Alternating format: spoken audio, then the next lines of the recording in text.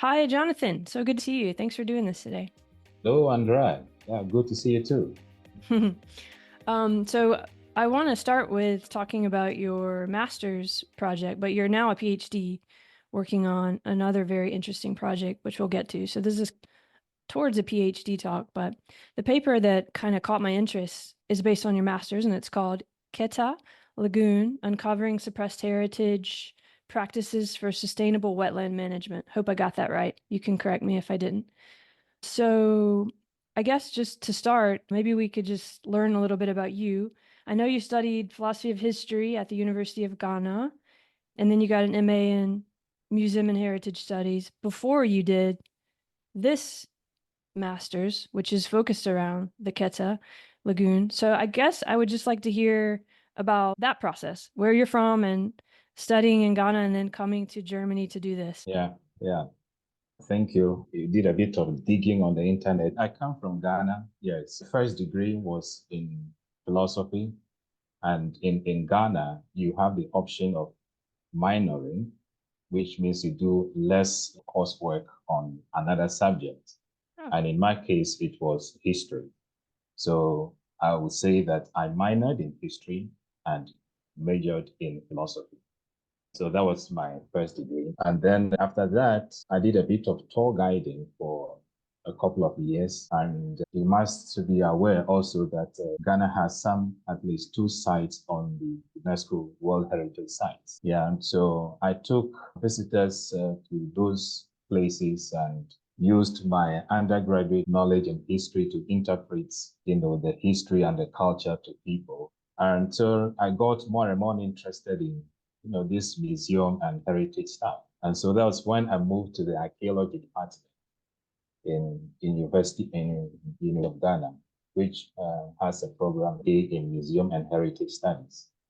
So what were you doing the tour guide and interpretation and things? Was it at the UNESCO heritage site or? Yeah, okay, yeah. Interesting. Yeah, so what I did, it was like a freelance tour guiding. So I signed up with a couple of agents in Ghana. And so as and when they had visitors, they would call me up, give me an itinerary, and we have a driver. And then we hit the road and follow the itinerary. I do the interpretation and so on. But there are on-site tour guide who also did the talking or interpreted that, yes. But in between, while we were on the road, lots of interesting things to see. So I interpreted those ones. And if they have sites that we visited, yes, I interpreted those ones also to them based on my knowledge. So the M in archaeology department further deepened my understanding in museum and heritage studies. Yes, still I was not satisfied. So I got more curious about what is this UNESCO World Heritage in the stuff. I started digging, and that's where I landed at BTU. So like a true philosopher, you were questioning and looking deeper. Yeah, well, yeah, sounds like that. So that's how I came to BTU and did the coursework for the MA in World Heritage.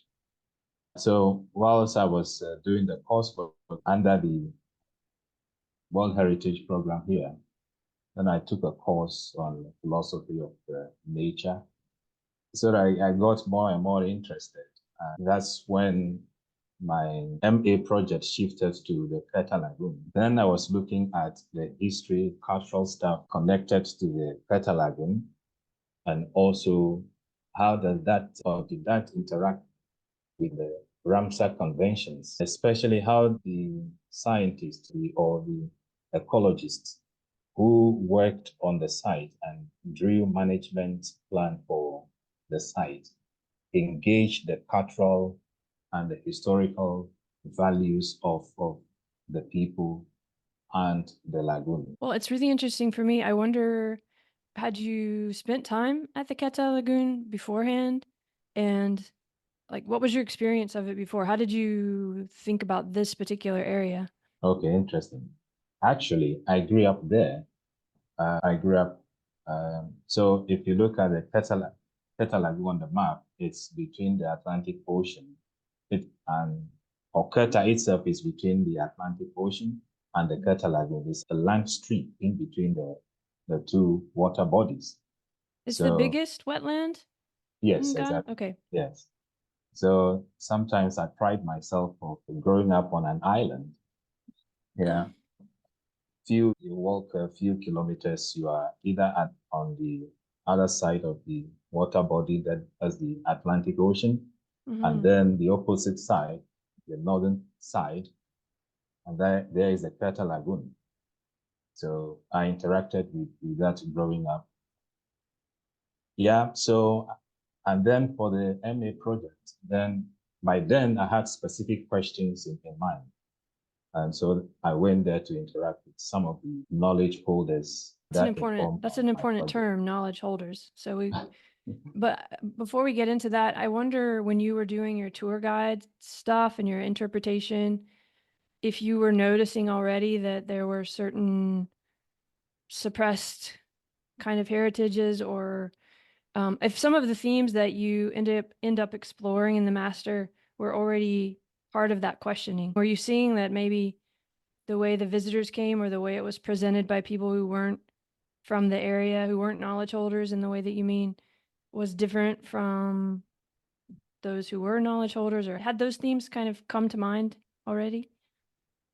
Yeah, I would say that it was, I became more and more aware of them in the history course. Okay. Yeah, sometimes you grow up in an area, you don't question a lot of things, but by the time we were taking the history course, a lot of debate had gone on about decolonization, colonization, and so on and so forth. So some of those readings were present in our history class. Regrettably, going back to high school or secondary school, as we call it, yeah, not much of it was present in our readings. So I became more aware of this suppressed nature of the knowledge holders and their knowledge and history more in the history class. I was going to ask you if in your philosophy, if you'd had what we might call African philosophy or Africa. You sent me this great paper, which I'm going to link to. And in that paper, he talks about in his education, which was a lot earlier than yours, I'm assuming, that he didn't have any of kind of what you're talking about now. I mean, you're talking about it in heritage, but of the African perspective or African philosophy, it was more Western philosophy. So I wonder, when you studied philosophy, was there more of that, or was it the same kind of Western curriculum that he talks about in that paper? Yeah, I think it was a blend. It was a blend of both world, and also most of the African, philosophers like Wedu, Jechi, Kwame Jechi, and so on. Yeah, they had a specific goal, and the goal was basically to question their own culture and also question the Western philosophy and so on. So one would say it's a blend of this world is what they were articulating as African philosophy. So, for example, the paper you sent me, did you read that in school? Would that would have been part of what you were learning? Exactly. Okay. Yes. Okay, that makes a lot of sense. So there was already, this talk about I guess I'm trying to figure out if it was like the philosophy and the history are connected. They're connected even in your paper. I started thinking a lot about how the ways we think and the philosophies we build have a lot to do with the actions that we sustain and the ways that we sustain them. So they're not disconnected, but I wonder in your school, before we get to the paper, that if it was already so these were the same kind of things in philosophy and in history. Were they connected, or was it different writers or different ways of looking at it? Or different writers, because the educational system has most often followed the Western structure, and then the divisions in the knowledge system also were very present even up to now. The debates about humanities and the sciences and so on. And I guess the benefit that we had out of those kinds of debate was that they introduced what they call core subjects in the secondary school or the high school. So if somebody who was on the science track, doing the pure sciences, chemistry, physics, and so on, there was a common course, called social studies. Then there you had a bit of opportunity to look into sociology, and then they had a bit of history. But by then the historians were quarreling with that. History lesson be subsumed in sociology. So there was that thing that what was called core subjects. And so the division was sharper even at the university level, because the University of Ghana was established in 1948. And 1948, Ghana was still under the British colonial system. So the structure was still in place. And it was in 1997 that Ghana gained independence. And that's where the emergence of African philosophers who were questioning their own culture and the Western culture, began to articulate their views into their writing and so on. So the historians were different from the philosophers. What was key to the African philosophers was that they will go to already written bodies of knowledge like anthropology, history, and begin to take concepts, practices, from there, and then to do their conceptual clarification and questioning from there. So they were not actually historians, but they were using very much historical sources. They were using linguistic sources, to extract, the concepts and practices and articulate African philosophy, and also using very much Western language in some cases. In the paper you sent and your paper too, there's always this interplay between looking back at history and within the history is the practice and the thinking in a way of the philosophy. So I can see there's two different approaches in the way you said, but then it seems very hard to completely disentangle all of that because you know better. But I'm imagining this. So you have this colonial college, university, and these kind of set ways, these systems, these paths that people are following. And then people start questioning them, but they haven't really thought about all these other historical paths that, of course, are there and important and influencing, but maybe haven't been had, like people haven't focused on them and written about them and created all this literature about them, or had they? I don't know. It's kind of, was it a time where everyone had to sort of rewrite their own histories in a way in terms of what was externally represented? Of course, their histories as lived are different, but in terms of what's externally represented? Yeah, I think on that front, there are two shifts in historical writing. There was more or less a response to the colonial history and what some of British historians were saying about African history, because the forms of writing, it's, to use Roman letters, Yeah, the and language then itself. leave document and so on and so forth. This was very, typical, understanding of the British philosophers. And so standing on that, they said that Africans had no history until they had contact with Europeans. And, because it was through the Europeans that Africans learned how to write and so on. So the history, those kinds of writing and so on, what will now become of those things will be what they will call history or recognize as history. Yeah. But then the Africans who were trained as historians, also responded to that.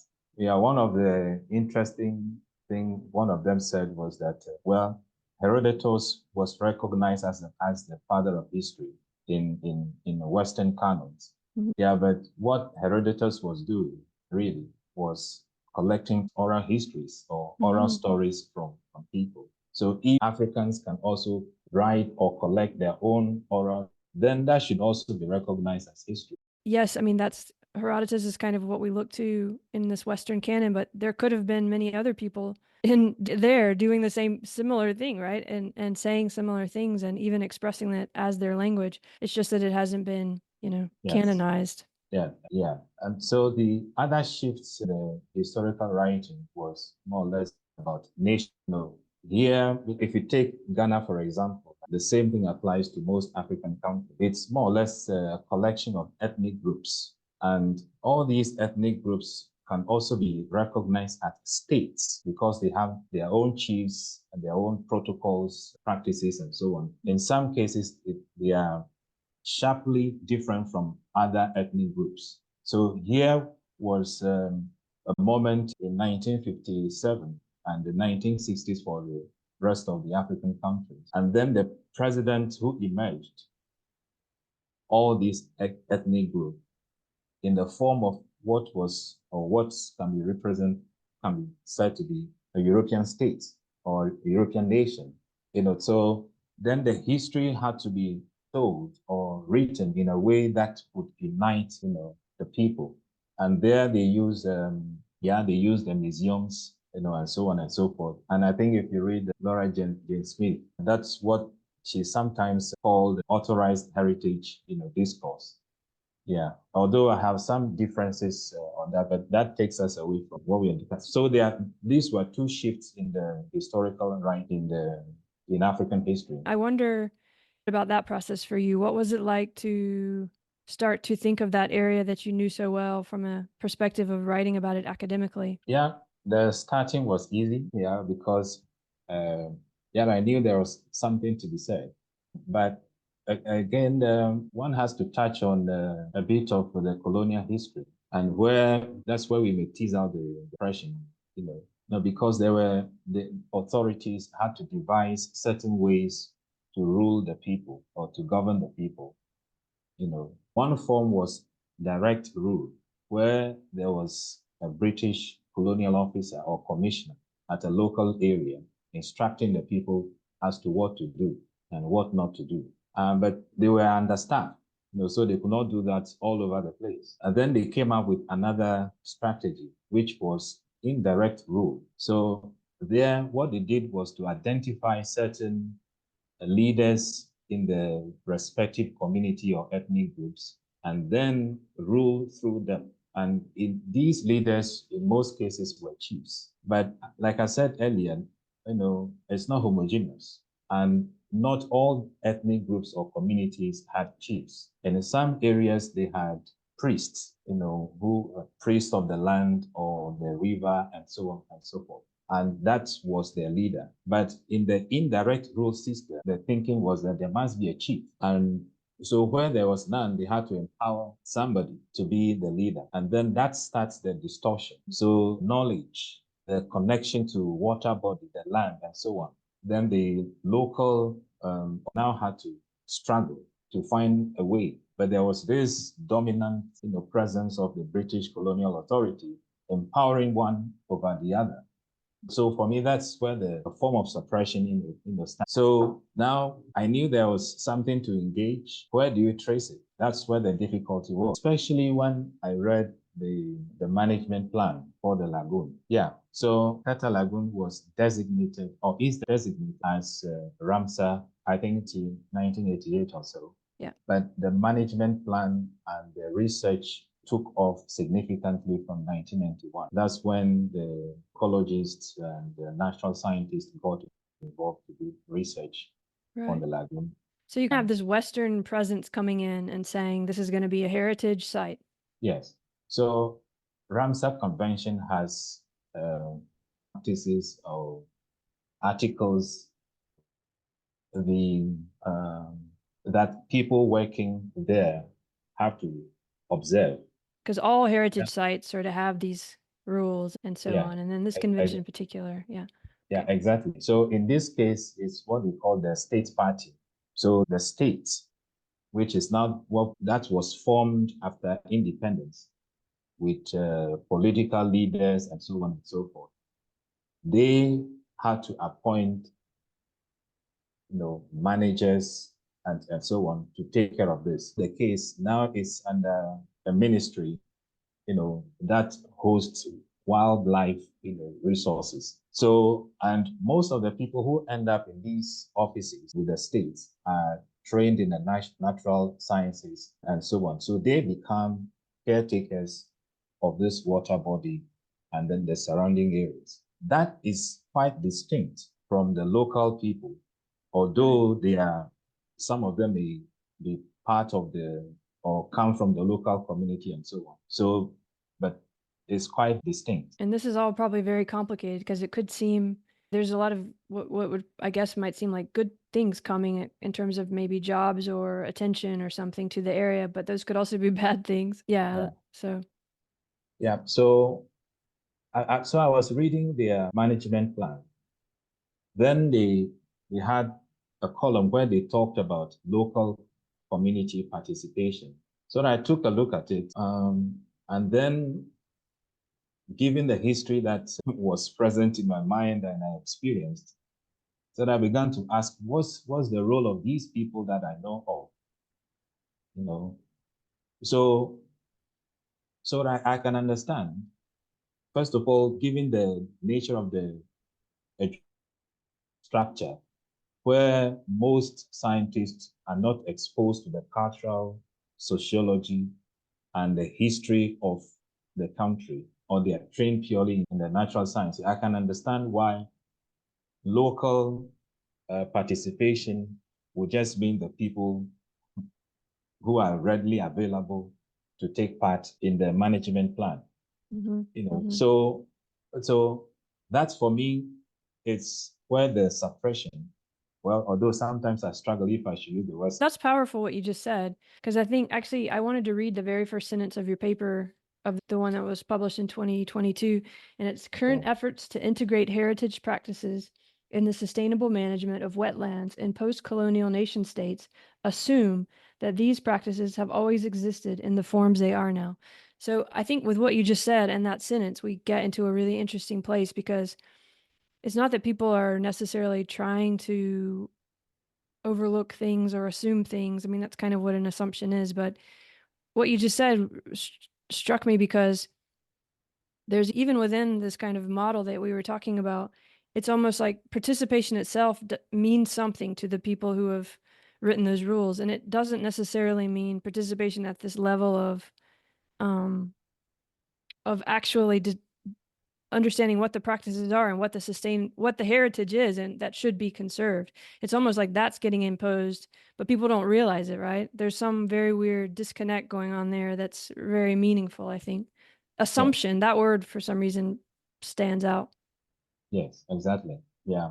So having the depth to go beyond the surface to encounter these knowledge holders, it's, I think, a methodological problem especially for those who are trained in the natural sciences. And also because the nature of the colonial engagement, most of them had lost a lot of their power and, if I should say, maybe their relevance, direct relevance to the people by the time we came up to independence. So there are layers and levels of the suppression which are not directly obvious to people.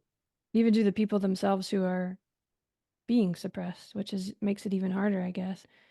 But maybe we can talk about sort of what you were trying to do or what you did do in your master's. So I know it's kind of impossible to summarize a master's in a sentence or something, but maybe we can make it a little personal. So I feel like you noticed there was something going on there. We don't know what to call it yet. Suppression is probably, we can talk about what that really means, but assumptions that were holding things down, right? Keeping things from being seen, that, as you point out in the paper, actually could be really productive for the goals of the whole heritage project, like the wise use principle, which you talk about, or the very idea of sustainability itself. So there's this weird thing going on, which you point out in the paper, where or your thesis too, but this paper, where there's a desire to sustain heritage and to be sustainable. And doing that is somehow not actually noticing that there were already practices that are the heritage that were sustainable. So it's very strange, but maybe you can unpack it a little of like what you kind of had in mind. Or Yeah, well, I think you've articulated it very well.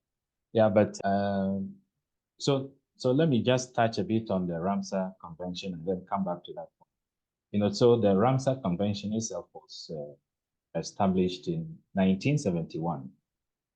So 20 years after, that's 1992, they recognized that cultural practices and knowledge holders and so on that live close to the water body should be part of the management. So at the international level itself, there was that recognition. Now, what I'm now discovering is how then to get to the root of these people that have these intricate knowledge systems connected to the water body and elevate that into the management plan that would attain the sustainability that is so much desired. So this is where the problem is. So first of all, there's a recognition that is relevant, but then how to get to the root of this, it's where the issue. I have a specific example of these knowledge holders. For example, a diviner, so or a fortune teller. These are things that are embodied. And in most cases, they make an appeal to, non-physical things. Now that's different from the priests and the discussion about, because one very interesting part in all of this is the way that the lagoon, the sort of male and female deity that it was or is, and how this was kind of completely overlooked. And that these, you call them priests, I think, in the paper. I'm not sure. Yes. But these people weren't consulted at all or like brought into the process at all. Or, I mean, it's like not even recognized, and it's the body of water. So yeah, is that relative to this, or is this something else, what you're talking about now? Yes, it's relative to that. Yeah, so there were priests, and then a diviner as well. So they all played, or played different roles. They played different roles at different times of the year. Historically, it was important, but in contemporary times, a lot of power has been taken away from them. Yeah, but so my point is, if Ramsar thinks that this is important, and of which I share, then we need to find a way to bring them back and give them more visibility. So, for example, if there is a problem, somebody is sick or what have you, or something that no one or nobody can find an immediate explanation, they go to these places, the diviner, to inquire what the issue is that they cannot understand. And they also have festivals. And in that festival calendar, the diviner also plays a role in determining certain things about deity, about how people have to regulate themselves, and so on and so forth. Now, so those ideas or suggestions that can come out of that practice, how then do they come up in regulating the lagoon? How then do they come up in the management plan, is where I'm trying to get at. And that is why I think it's relevant and can be, sustainable. But there is also a very competing, idea or practice, which is Christianity. Yeah. So majority, as of now, majority are Christian. So, but some becoming more and more aware, especially when you take the decolonial philosophical project, questioning, these and are finding accommodation, between the two. And so that kind of decolonial project paves the way to bring in the suggestions and practices and the knowledge that these diviners embody into the contemporary management of the lagoon. This is really fascinating and kind of hard to hold. It's one reason I wanted to talk to you, because it's kind of this beyond dichotomy thing, right? Because we usually think of this as either or. Like in the paper you talk about that you gave me, one of them, that there's this notion of historical and modern that's very important, but we don't often think of it like that. It's more like, okay, there must be people living in this area who still have all of these practices and still are completely 100% following along with the diviners and the priests, and they don't know about the other. Or there's Christians who are completely modern. And in truth, as is pointed out in your paper and the one you sent me, it's always kind of a mix, right? People might be aware of both and using them in different ways.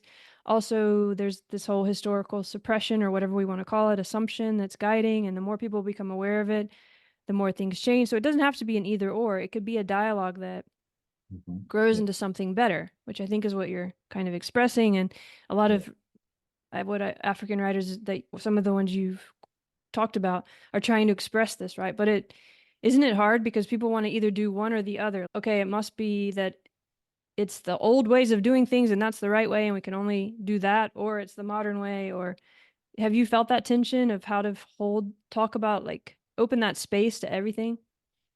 Yes, I've felt that, and it's also very present in the contemporary issues as well. But if we have to carry out the project of sustainability forward, and if we think that the cultural practices of people are relevant or they can offer us something, then we need to engage that very seriously. And in African philosophy, there are two more an ontology most African philosophers have consensus on. So one is that human beings are relational, and that's where one of the African philosophers turned the cards around. I think, therefore I am, right? Mm-hmm, mm-hmm. So he turned it around. I am, and then therefore I think, or I have the potential to think, or something. Or yeah, I am because we are. Yeah, so not I think, therefore I am. I am because we are. Oh, that's wonderful. Wow. Yes.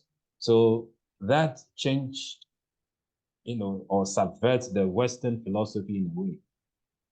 So if we have to carry out this sort of relationality of human beings and accept the mutuality of human beings, and then it elevates the philosophical concept and ideas that these knowledge holders embody. And if that finds expression into efforts of sustainability, then we are a step forward, because that provides a perspective to question what the international bodies have always underpins their sustainability thinking. Because most often, if you think about sustainability, you're talking about economics. And economics is thought of in individual terms and profit making and so on and so forth. So this idea that I am because we are, provides a perspective to question this economics of profit making, of maximizing profit wherever you can find it, at the expense of the environment. And the African philosophers also find a consensus with the idea that Africans relate to human beings, yes, but they also relate to the environment in a very unique way, or relate to the non-humans in very unique ways. So to the African, I think the paper, Redu's paper, he touched on the view that, water bodies and some water bodies are deities, or they have spirits behind them. They believe that there is a logical distinction between present humans, the departed humans, the ancestors. But all these logical distinctions are in a continuum. So, yeah, we are not only trying to sustain the environment or water body for the present generation, but to a future generation. Mm. And in doing so, you're also into what the ancestors have also left. So these two ontologies, provide a perspective on sustainability and the underpinning economic assumptions in sustainability as crafted in the international conventions. I love this, what you're saying, because it speaks to what I think of as like nestedness, right? Which is what I was trying to get at too with that not either or, like there's all these scales, right? That we can still learn from our own heritage, for example. And what heritage is can still be learned. And I really love this. I am because we are. I think now is a good time to think about that wise use thing, which is like this wise use principle, which is that it should be for the benefit of humankind in a way that's compatible with like maintaining the site such that it's it's good for the ecosystem or something like that. I can put it in the show notes, the actual thing, but it's mostly the sustainability thing. When you talk about too, like the SDGs, the Sustainable Development Goals, I think number 14 and 17 you bring up, that like what we're trying to do with this whole practice that we talked about, these people coming in and preserving the site, has to do with this sustainability. So what we want to do is what you're describing, is look at this nestedness of history and peoples and so on. And the way that you present a possibility of doing this is through this fishing practice, which you can say the word again. I already forgot. Atskita. Achija. Say it again. Achija. Achida. Achija. Achija. Yeah. So what is that? And maybe then we can look at that as an example of this, because I think everything we've been talking about from both sides, right? From whoever are the suppressors and whoever are the suppressed, or whoever the assumers and whoever are the ones who are having things assumed about them, which is always a dynamical, changing, nested thing. But through this example, we can begin to see how it benefits everyone in a way, in the sense that you open up. So first of all, what is this fishing practice in the lagoon? Did you see it growing up? Yes. Yeah. Okay. So it was familiar to you from Yeah. beginning. Okay. Yeah. So many, there are wetland lagoons, so there are trees, all forms of trees that grow around it at the bank. So a fisher would go cut the branches, make them dry a little bit. Then we'll go and dump them, carefully in a certain area. And then use poles to hold them, together within a certain radius. And then that becomes something like, if I may say that, a house, so to say, for the fish. So these poles hold it, because the lagoon flows, because it is connected to the Atlantic Ocean. So it flows, it has times that it flows, the currents can be quite heavy sometimes. And so the poles hold the branches together. So after a while, the owner goes, cast the net around it, take the branches out, and then trap the fish there. And then when that is done, bring everything back, and then wait for another season. So this takes like a long time, we should say, because they put all it's kind of like just cutting up lots of sticks and then you're putting them underwater, and then the fish are like, oh wow, that looks like a great place to live, and this takes time. So like it's over a year or 2 years, right? That the fish suddenly, they're not like suddenly there. They build their little homes there, and it's a whole little ecosystem that is created. Yeah. But then all the fish are there, so you have all the fish you could want right there. Yes. But it's a time that I bring up time because I think that's an important point. Like it's a different time conception too. Yes. Yeah. And also when it's time for harvesting them, they have a way of trapping them. They can go, if it's the pile of branches at one spot, they can go a certain distance away and begin to beat the lagoon, sort of hit it, and then the surrounding fish, find a safe haven, and then they get trapped there more. And then that's when they cast the net around it. Yeah. Poor fish, but hey, at least they're not getting hooks through their mouths and then thrown back in the water. Yeah. So that reduced the types of signing fishing nets that uses nylon, to fish. And it's a way to also cut down overfishing. Yeah. So that for me is a wise use practice that should be encouraged. Has been sort of invisible. I think you used the word invisible. Would you say these are knowledge holders, these fishermen? Fisher people? I would say, fisher women and men? I don't know if it's women and men, but. Yeah, it's predominantly male. Yeah, but women are also present. Yeah, I would say they are practitioners. They practice that, but I wouldn't say. Yes, they embody some form of practice. Yeah, but they are not necessarily the diviners or the priests and so on. The diviners and priests, they can also, or they own, some of those as well. Yeah, so that's about the wise use consideration of the Ramsar. But the thing to say very quickly about the Ramsar's wise use consideration is that in my reading, the focus was on birds initially, migratory birds.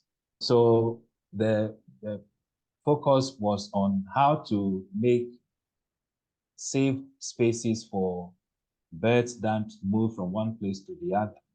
But there again, there are also local beliefs about these birds, which were also not considered. And also, there are some of those spaces that are considered safe havens for the birds. There are also deities there.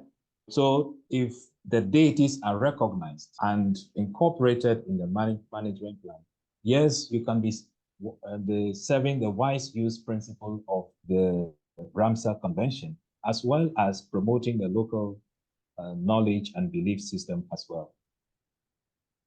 But if you don't know about that, if you haven't somehow opened a discussion about it, then that's that assumption again, right? You talk about the forests too, this happens quite often, that what are considered values or assumed to be kind of universal values that just don't really look at the nuance of what the bird might or might not mean from another perspective. It's more just a giant category of bird that we need to save, or that forests save, instead of understanding that from different positions, what a forest is, first of all, and what a bird is are completely different things. And you can't just lump it all together into a category. So there's just opening that up. It's like opening up different ways of understanding these terms. This again relates to the language. I feel like that's kind of what you're trying to get us to do, to reevaluate almost like our thinking process itself and the assumptions themselves that we're making. What are the assumptions? And then asking, are those true for this particular context? Yes, exactly. And it goes again into the core of the discipline, the disciplines that are involved in the management of these conventions or the sites. And so there, the starting point of Ramsar itself could be faltered because it was more or less led by natural scientists who were concerned about preserving, safe havens for the birds. So the starting point was a problem. But now it's time for us, like you said, to open this discussion up and incorporate a lot more ideas that can serve the different purposes, and in a way going into the sustainability of the water bodies and also for the local people as well. Because if you think of it in this nested way, scales and everything continuous, and that you can't separate all these things from each other, which is, I think, what both of us are trying to bring up in different ways, then even the goal of preserving birds or creating a safe space for birds actually needs to consider all of this in the long term and the time aspect, because the people who are there, who are that place, are going to be either making this work or not work in the long term, right? And so you can't, like, it's that kind of complex systems effect where everything's affecting everything else. So it's better to take a minute and look at these scales now, if we really want to have this healthy, wise use future sustainability, because they aren't separate, right? They're all nested together. They're all affecting each other. And I think you show that with the fishing in a sense, because at least, I mean, maybe I'm even reading into it a little bit, but here we have a kind of wise use practice that already answers a lot of the problems that we deal with in terms of overfishing, the materials that are used, the way the fish are treated, the fish getting completely being gone. But also in another nested level, it addresses these more philosophical and historical themes that we were talking about. For example, you bring up something with time, but also with the way that we understand ownership, you know? So first of all, I already talked about the time with the fish and how it's a completely different conception of time, which fits very well with how we really need to think about nature, by the way, and sustainability. Okay. So there's a lesson there. But also, we didn't say it yet, but people put up sort of a flag with, I think, like a red or some kind of, there's a Okay. way of, Yeah. there's a way of saying, hey, this is in use, this little community, fish community I've created. And it's beautiful because so long as you're kind of upkeeping that flag, I'll call it, you can correct me, but that sign, that marker, then the people around know, okay, this is in use and we don't touch it and it belongs to whoever. But if that is left in disrepair or allowed to fall, and as it naturally will, and if no one's using it, and it's just a stick going into the water, it's no pollution, or maybe a flag, then people know, okay, now this area is open for us. We can come use the fish. So it's somehow beautifully kind of solving, or at least a different way of addressing some issues of community that also we could learn from, right? But maybe you could say more about that, or what you think, if that makes sense to you. Well, yes, you've said it well. Yeah, so it's how time is connected to ownership of a particular space in the commons. If you think of the lagoon as a common that belongs to all the people that are living in the local area, so you can't say you're going to own a spot in a lagoon in perpetuity. No. So in that case, time and also the poles as a marker of the portions that you own in the common are indicative of the temporality of the ownership. It's very beautiful. I just have to pause for a minute because there's so much talk now about commons, and it's a very important word that I think we're trying to rediscover in this nested way. Just the action itself says this is a temporary caretaking or stewardship or ownership, if you want to use that word, of this space. But even the way it's created, the materials and the signage, everything says it's part of the commons still too. It's very beautiful.